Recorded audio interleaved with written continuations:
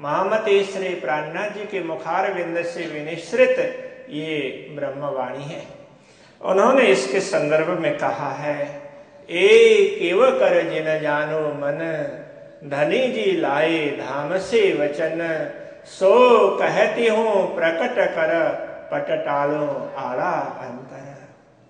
कहते हैं, हे सज्जन वृंद, धर्म के मार्ग पर चलने वाले, साधना के मार्ग पर चलने वाले साधक जन सुंदर साथ जी, आप इसको ऐसा समझें कि ये कोई काव्य नहीं है, ये तो परमात्मा के वचन है। स्वयं परमात्मा ने प्रकट होकर इन वचनों का प्रतिपादन किया है।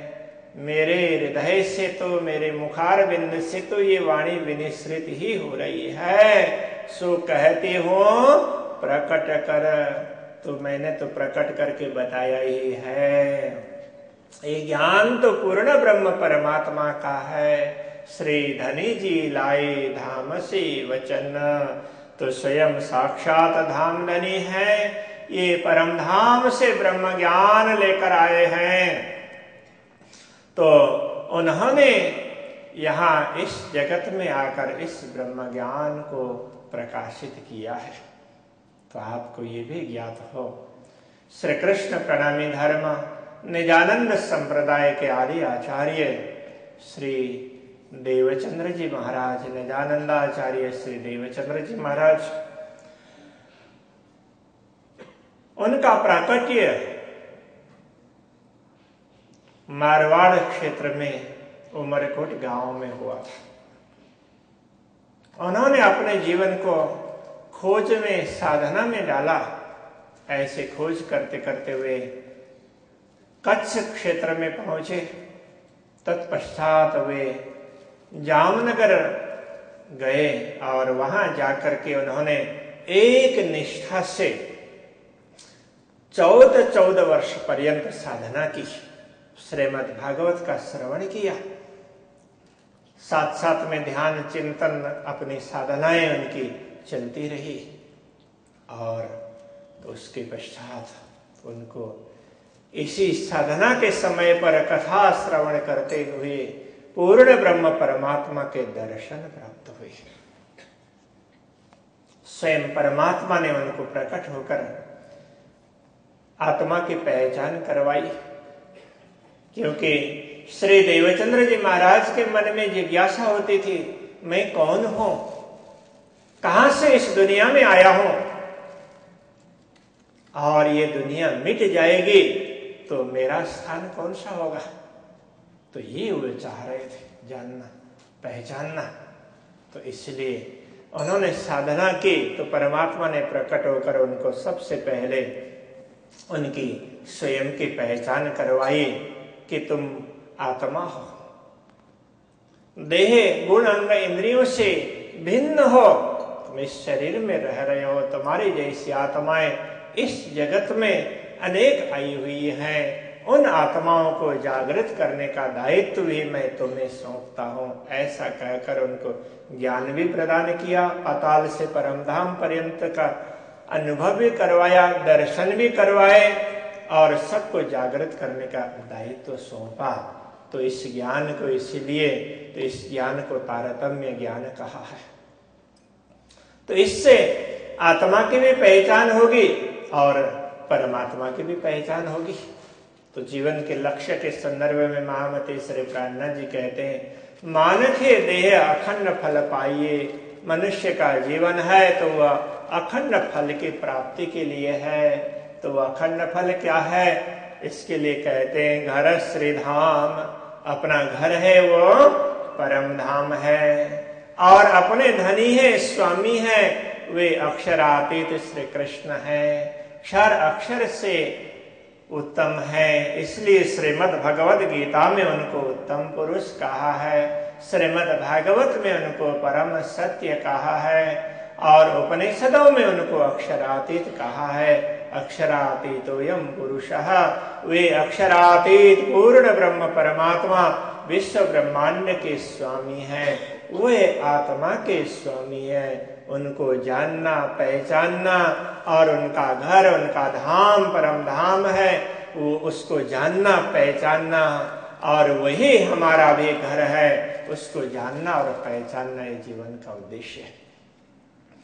तो इसके लिए उन्होंने एक बात स्पष्ट रूप से समझाई कि यदि हमें अक्षरातीत पूर्ण ब्रह्म परमात्मा को जानना होगा तो पहले स्वयं की पहचान करनी आवश्यक होगी। तो कहते हैं, पहले आप पहचानो रे साधो, पहले आप पहचानो, बिना आप चिन्हे पार ब्रह्म को कौन कहे मैं जानो।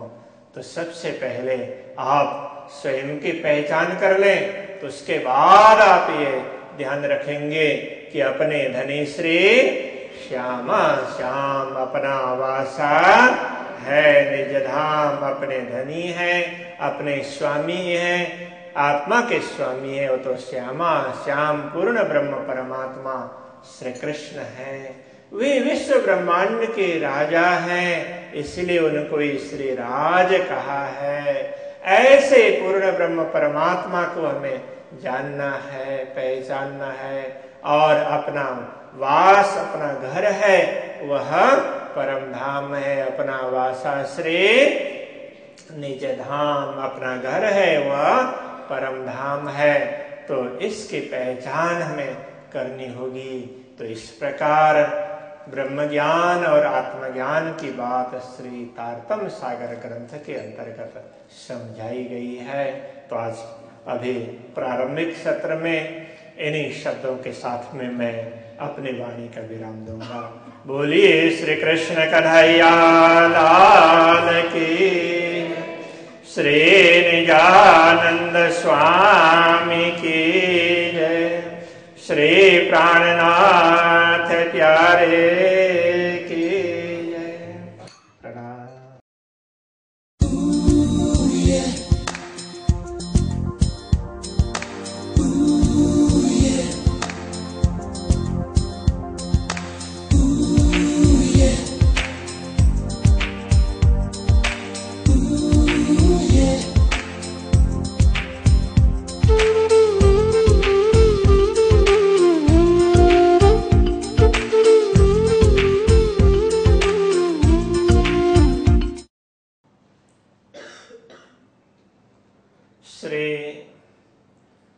तारतम सागर के संदर्भ में थोड़ी सी बात अपने प्रातः कर रहे थे। विश्व में जितने भी धर्म ग्रंथ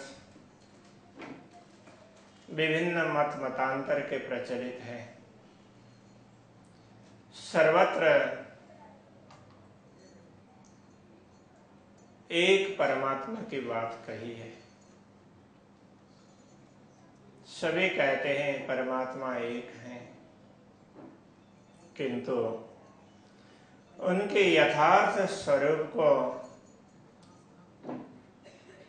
सर्वत्र स्पष्टता के साथ में प्रदर्शित नहीं किया है। ऋषि महर्षियों ने बहुत कुछ चिंतन किया। ऋते ज्ञानान्न मुक्ति ही, ज्ञान प्राप्त किए बिना जन्म और मृत्यु के चक्र से छुटकारा प्राप्त नहीं हो सकता, ये बात भली भांति समझाई। और श्रीमद् भगवद गीता में कहा, नहीं ज्ञानेन सदृशम पवित्रम यह विद्यते।